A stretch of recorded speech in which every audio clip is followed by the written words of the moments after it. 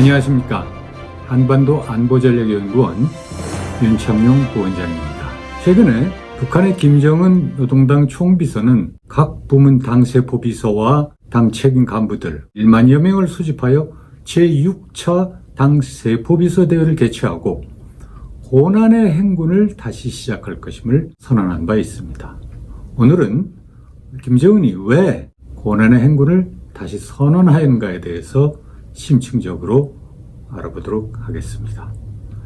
김정은은 4월 6일 개최된 당세포비서대회 개회사에서 당세포가 반사회주의 현상을 뿌리뽑는 데 핵심이 되어야 한다고 말했고, 당시 조용원 당 조직 담당 비서는 당세포가 반사회주의, 비사회주의를 쓸어버리는 발원점이 되어 맹렬한 투쟁을 벌여야 하며 도덕 기강을 확립하기 위한 강한 바람을 일으켜 나가야 할 것이라고 역설한 바 있습니다. 그러면서 4월 8일 날 김정은은 세포비서 대회를 폐지하면서 현 시점에서의 당 중앙의 분석과 전략적 의도는 전당의 수십만 세포들이 자기가 맡은 혁명 진지를 굳건히 고수하고 혁명화, 공산주의화하자는 목표를 내걸고 투쟁해야 한다는 것이라고 하고, 당 세포의 과업 10가지를 제시하면서 나는 당 중앙위원회로부터 시작해 각급 당 조직들, 전당의 세포 비서들이 더욱 간고한 고난의 행군을 할 것을 결심했다고 선언하였습니다. 그러면서 청년들이 건전한 성장과 발전에 부정적 영향을 미치는 요소들이 적지 않고 새 세대들의 사상 정신 상태에서 심각한 변화가 일어나고 있다면서 북한 청년들이 사고방식 변화에 우려를 나타내면서 청년들의 교양 사업을 초급 조직들에게만 맡겨서는 안 된다며 청년들이 옷차림과 머리 단장, 언행, 사람들과의 관계에 대해서도 늘 교양하고 통제해야 된다고 말하였습니다. 김정은이 제시한 당세포의 10대 과업을 살펴보면 당원들과 근로자들은 당의 노선과 정책으로 무장해야 한다. 두 번째는 혁명 전통 교양, 반제 계급 교양 등 사상 교양 사업을 강화해 나가야 된다. 당 규약 학습을 강화하고 당 생활을 정규화, 규범화해야 한다. 등의 얘기와 함께 청년 교양을 당원 대중의 사업으로 전환해야 한다. 이렇게 얘기하고 공산주의적 인간 개조 사업을 적극 전개해야 한다고 하였습니다.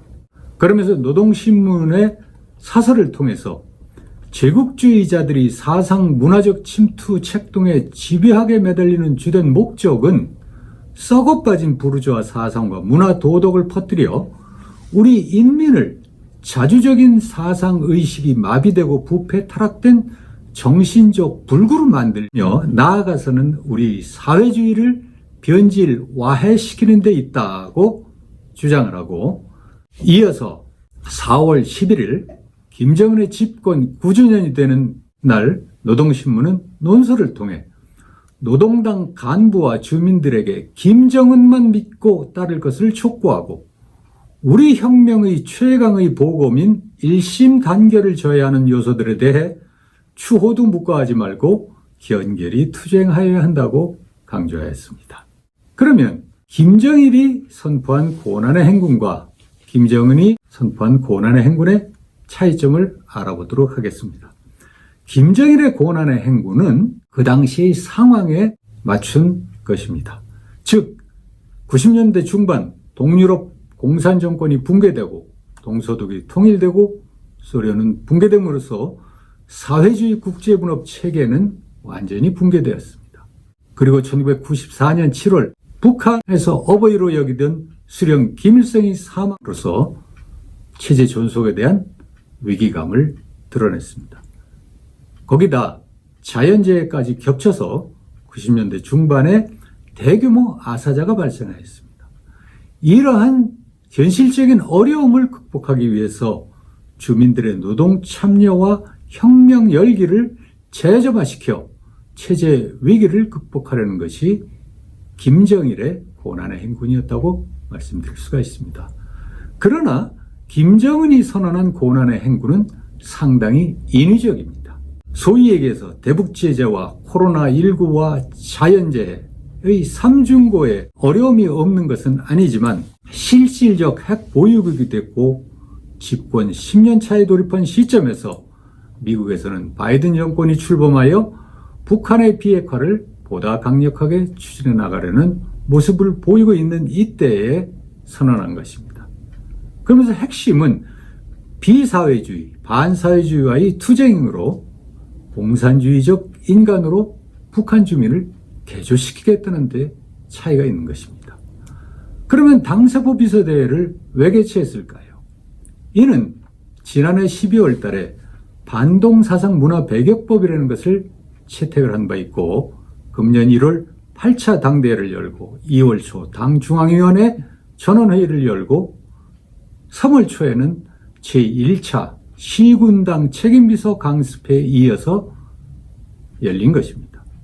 이는 김정은이 지난 2월 당중앙위 전원회의에서 악성 종양으로 규정한 외부 사조의 유입을 막고 북한 주민들을 김정은의 유일 영도 체계 확립에 적합한 인간으로 개조하려는 것입니다. 그러면 이러한 고난의 행군 선언을 어떻게 해석할 것인가요? 저는 1년 전에 제2의 고난의 행군에 진입할 것이라고 예측한 바 있습니다. 여기에 대해서는 주간국제 포커스 2020-1-15를 참조하시기 바랍니다. 김정은으로서는 보다 나은 방향으로의 체제개혁이나 경제난 극복의 대안을 제시할 수가 없습니다. 이런 상황에서 대북제재 장기화와 코로나19 상황을 핑계로 인위적으로 고난의 행군이라는 위기를 조성하여 그동안 활성화되었던 장마당이나 남한 실정, 유입 등 물질주의와 자유사조로 느슨해진 북한 주민들의 사상과 생활 전반을 철저히 통제하여 김정은 독재체제의 장기화를 위한 기반을 확보하고 대남 혁명 역량을 강화하라는 정치적 의도로 보여집니다. 결국 지난 1월 8차 당대회에서 채택한 김정은의 정치 노선인 인민대중제일주의와 이민위천, 즉 백성을 하늘과 같이 받든다는 얘기가 얼마나 거짓인지를 보여주는 것입니다. 결국은 공산주의적 인간으로의 개조를 위한 북한판 문화 대혁명이 시작되었다. 이렇게 볼 수가 있습니다. 그럼 이런 제2의 고난의 행군 선언의 정책적 의미는 무엇인가? 우선 첫째로 국제적 제재를 사회주의적 자력갱생으로 정면 돌파하겠다 하는 얘기입니다. 그리고 두 번째는 어떠한 압력에도 불구하고 핵 포기를 하지 않으며 핵무기를 부단히 발전시켜 나가겠다는 얘기입니다. 세 번째는 주민생활 향상을 위한 개혁 개방을 추진하지 않겠다는 얘기입니다. 그리고 앞으로 김정은 1인 독재, 즉 유일 영도 체계를 강화해 나가겠다. 이런 얘기입니다. 그리고 마지막으로는 남북 대화와 협력을 하지 않겠다는 얘기에 다름 아닙니다. 그러면 앞으로 예상되는 북한의 행동을 살펴보도록 하겠습니다. 우선 북한은 핵 무장력 확보를 배경으로 각종 위기를 조성하여 고난의 길을 선택한 명분을 확보하려고 할 것입니다. 그리고 남한 내 혼란 및 평화주의를 확산시키려고 노력할 것입니다. 그리고 또한 강성국가 건설이 군사적으로는 완성되었다는 자신감 하에 대남 전략, 즉 반제 민주주의 혁명을 본격 추진해 나갈 것으로 보입니다. 그리고는 미국과의 담판 대결을 통해서 주한미군 철수를 추구해 나갈 것입니다. 이러한 과정에서 남쪽의 친북 세력들인 6.15 공동회 등을 통해서 남한 내 반미 활동을 적극 전개해 나갈 것으로 예상이 됩니다. 따라서 우리로서는 북한의 상황 변화를 올바로 인식하여 대북 포용 정책을 전면 수정할 때라고 보여집니다. 감사합니다.